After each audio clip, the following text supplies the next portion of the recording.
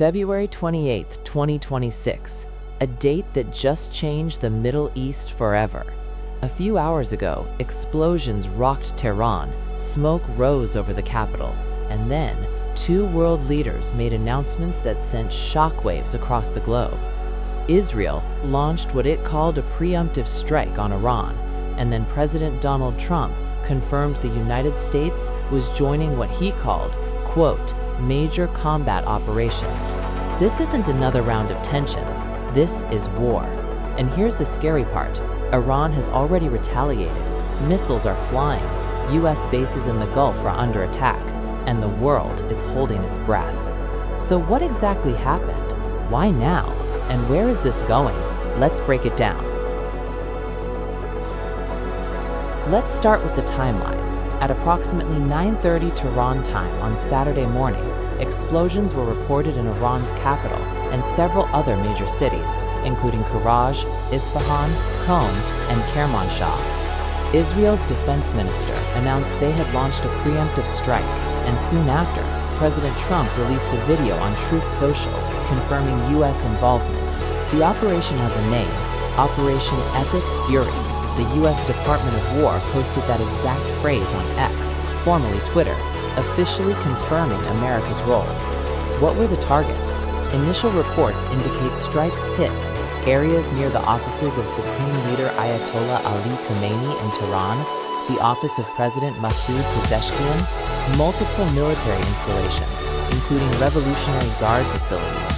According to Iran's ISNA news agency, the initial strikes killed and wounded numerous Revolutionary Guard personnel, including key operational staff. And this wasn't small scale. Israel's Chief of Staff, Lieutenant General Eyal Zamir, said this operation is, quote, on a completely different scale compared to the strikes of June last year, being more complex and complicated.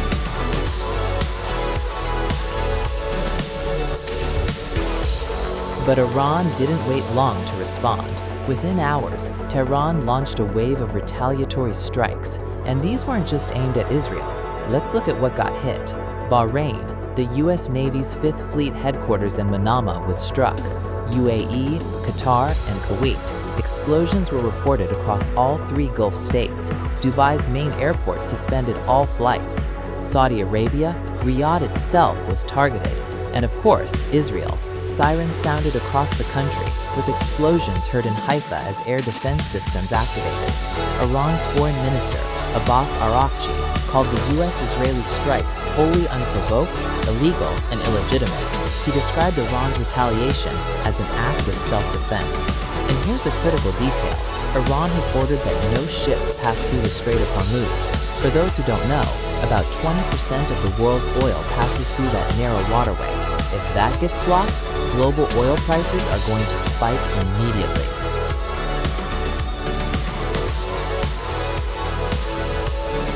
Now let's talk about what the leaders actually said, because this is important. President Trump released a video statement that was, well, characteristically direct.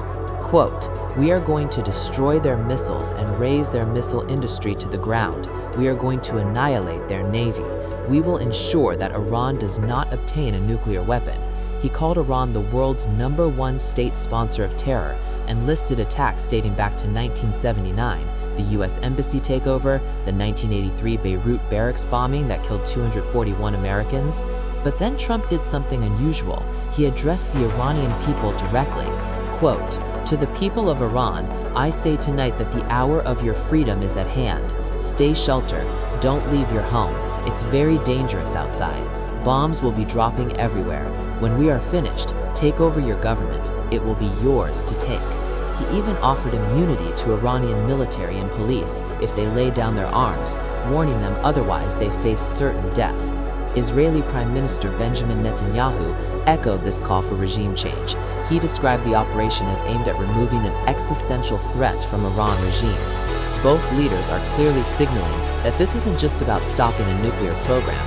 This is about changing who runs Iran.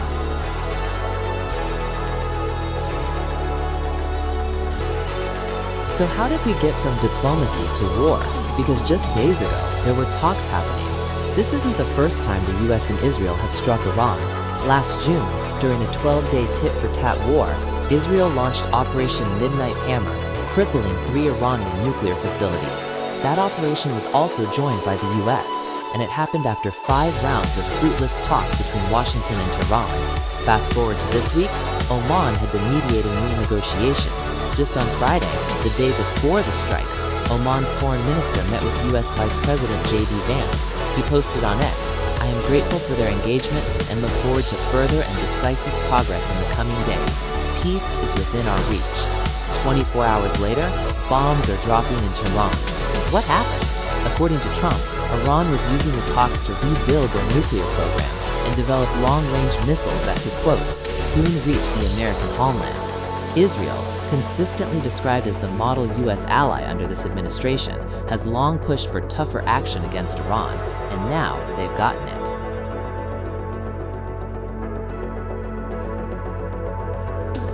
Now let's talk about the human cost, and this is where it gets complicated to verify. Iran's state media reported that at least 85 people were killed in a strike on a primary school in the southern county of Manab. Iran's health ministry confirmed that emergency measures were activated in Tehran hospitals following the explosions. And here's something significant. Iran is now in the midst of a near total internet blackout. According to Internet Monitor NetBlocks, national connectivity drops to just 4%. This makes it incredibly difficult to verify casualties, get independent footage, or know what's really happening on the ground.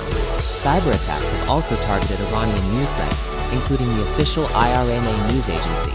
What we do know is Ibrahim Azizi, head of Iran's Parliamentary National Security Committee, posted on X, "We warned you, now you have started down a path which end is no longer in your control."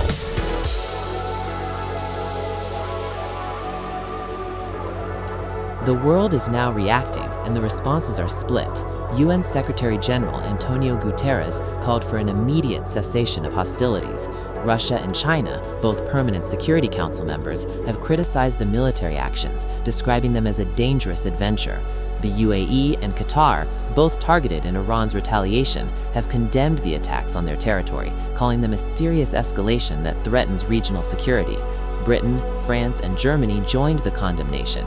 EU member state ambassadors have been summoned for an emergency meeting.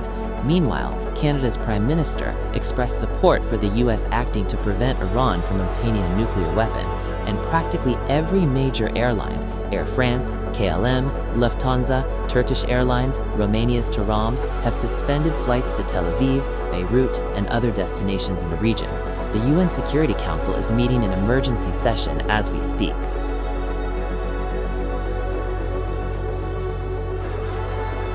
So where do we go from here? First, energy markets. With Iran blocking the Strait of Hormuz, oil prices are going to surge. The global economy, already dealing with inflation, just got a major shock. Second, escalation. Israeli media reports suggest Israel is preparing for 4 days of intense joint attacks on Iran in this initial phase, but Iran has shown it can and will retaliate across the region. Third, the nuclear question. Analysts warn that military strikes often harden a country's resolve.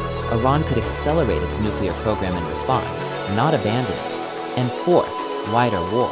With US bases across the Gulf now under fire, this conflict could easily draw in more players. Hezbollah in Lebanon, the Houthis in Yemen, pro-Iranian militias in Iraq and Syria.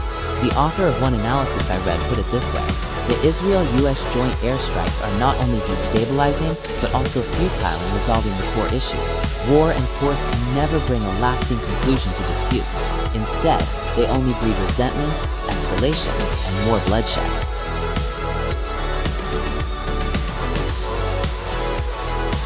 So here's where we stand. The US and Israel have launched major combat operations against Iran. Iran has retaliated with missile strikes across the region. Hundreds may be dead. The Strait of Hormuz is closed, the internet is cut, and the world is watching, divided, as yet another war begins. One Iranian official's warning keeps echoing in my mind. You have started down a path which end is no longer in your control. The question now is, where does that path lead? I'm going to be tracking this closely. If you want updates as this situation develops, hit that subscribe button and turn on notifications. And here's something you can do right now. Comment below. Do you think this will lead to all-out war, or can diplomacy still stop this? I read every comment, and I want to know what you're thinking. Thanks for watching. Stay safe, and I'll see you in the next video.